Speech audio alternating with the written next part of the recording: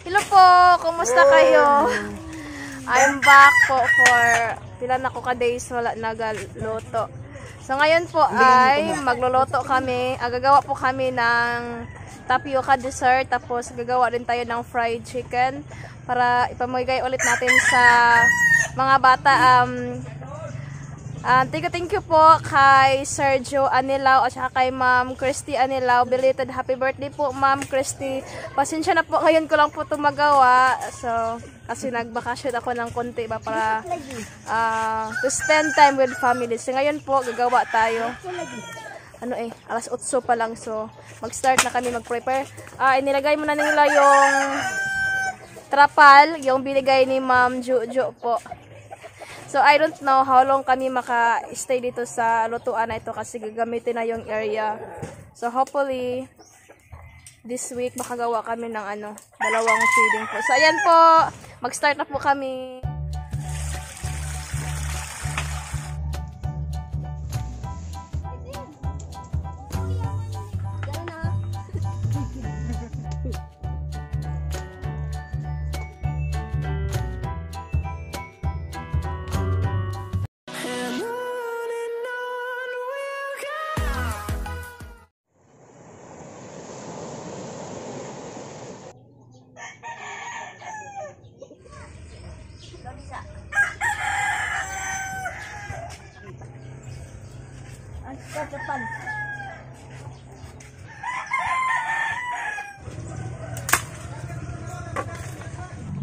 Ang una po natin gawin po ay gagawa po tayo ng gulaman na chili po. Ayun, gagamit po ako ng ganito, yung kulay green pero unflavored siya na gulaman po. Tapos 4 na sachet ng milk powder po.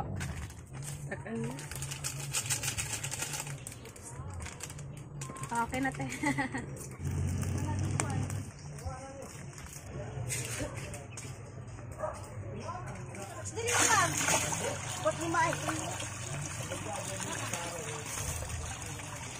Okay. Maglagay din po tayo ng white sugar para may lasa na po ang ating gulaman.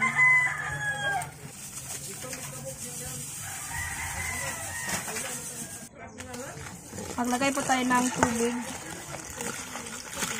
Balitansyahan lang po itong ilalagay namin na tubig.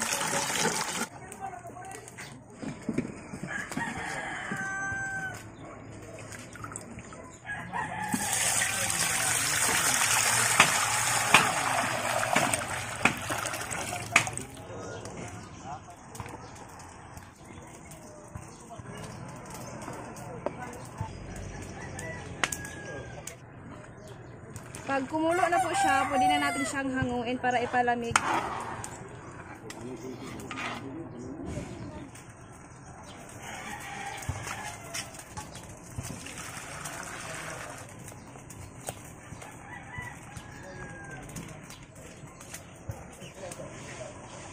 Sa pagsaing po ng kanin po, kailangan natin ng malaking kawali. Tapos pakuluin muna yung tubig na bali yung gitna po is kulong-kulo po para hindi po mahilaw yung kanin po.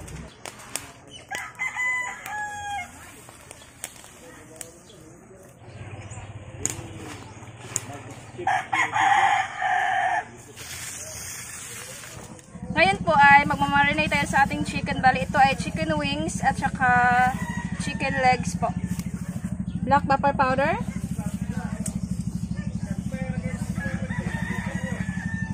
Garlic powder, mas marami mas masarap.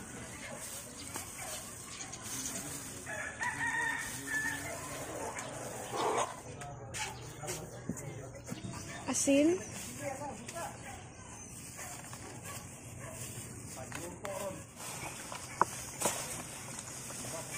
Ang bango niya.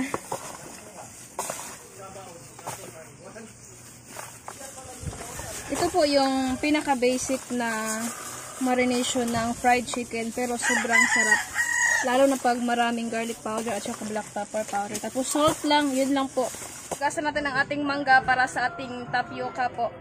Bali ito ay 7 kg po.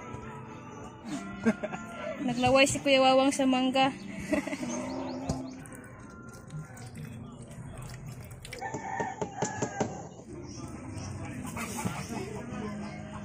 Bali, ito po ay 120 per kilo po ang mangga na ito. Bala wala tudan. Very good.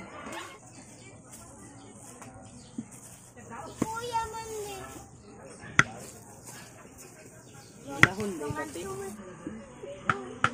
Gano'n na.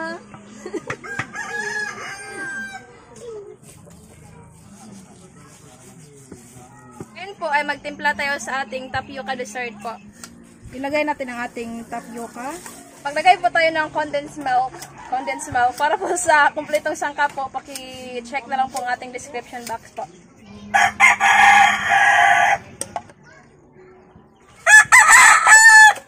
Ito po ay evaporated milk.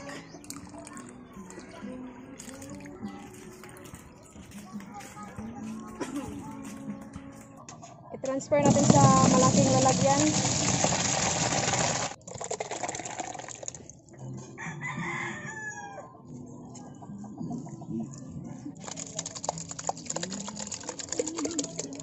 Maglagay din po tayo ng all-purpose cream.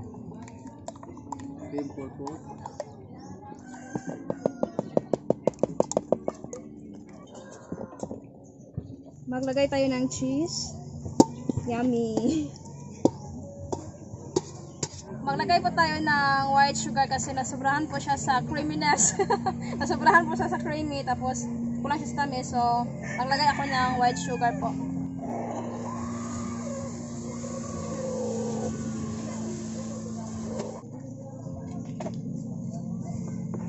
Ayan po, i-pack na natin to para mapalamig natin.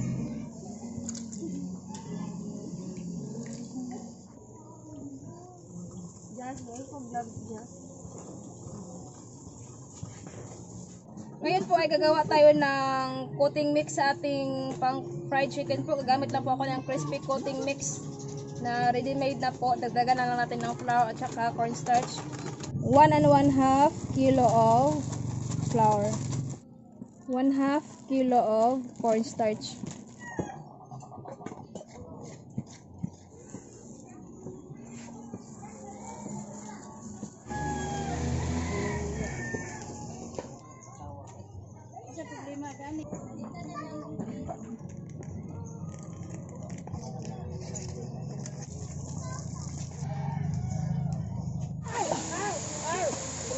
Wow!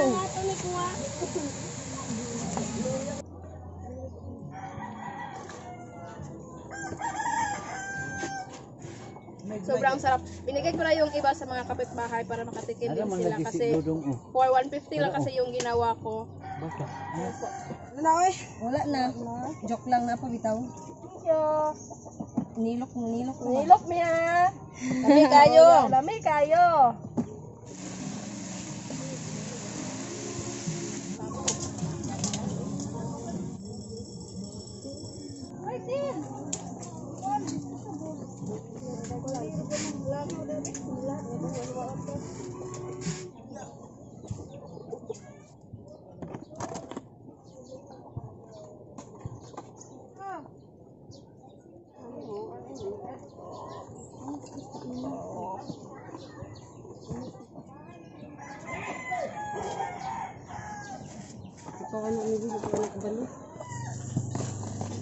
Ito po lahat yung nagawa natin good for 150 kids po. Meron tayong tapioca dito, nilagay ko sa freezer kanina.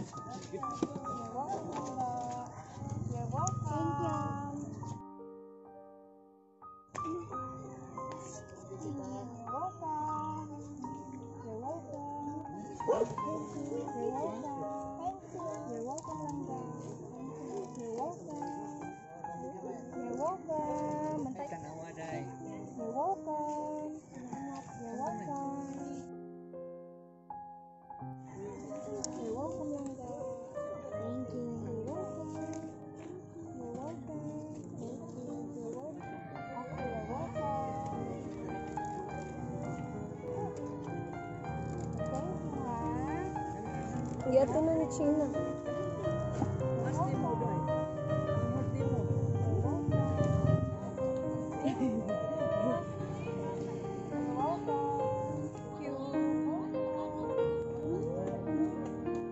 Maulang sila dito.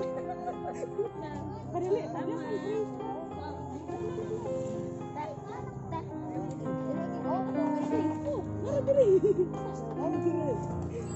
Nadiri! Asa kursi?